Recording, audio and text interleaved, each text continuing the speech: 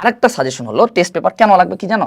আমরা যদি এইচএসসিতে বাস খাই, অর্থাৎ এইচএসসির ম্যাথে যদি আমরা খারাপ করি, প্রথম ও প্রধান কারণ কি জানো? সেটা হলো এমসিকিউ টাইমলি সলভ না করা। মেইন কথা হলো আমরা এমসিকিউতে বাস খাই। সো এই এমসিকিউ টাইমলি সলভ না করার জন্য এইচএসসির পরীক্ষা খারাপ হয়। অ্যান্ড এটা তাহলে আমরা কিভাবে কাটা ফেলবো বা এইচএসসিতে এমসিকিউগুলো আমরা কিভাবে টাইমলি শেষ করবো? তো এই ক্ষেত্রে সাজেশন হলো যে তুমি দেখবা যে টেস্ট পেপারের পিছনের দিকে আমাদের কলেজের প্রশ্ন দেওয়া আছে, বোর্ডের প্রশ্ন দেওয়া আছে, অর্থাৎ কম্বাইন্ড প্রশ্ন দেওয়া আছে। অর্থাৎ হায়ার ম্যাথ ফার্স্ট পেপারের উপর কোন কলেজ কিভাবে পরীক্ষা নিচ্ছে টেস্ট টেস্ট এক্সামে। তো এরকম করে দেখবা যে বেশ কিছু প্রশ্ন দেওয়া আছে, প্রায় কমসে কম 100টার মতন প্রশ্ন দেওয়া আছে।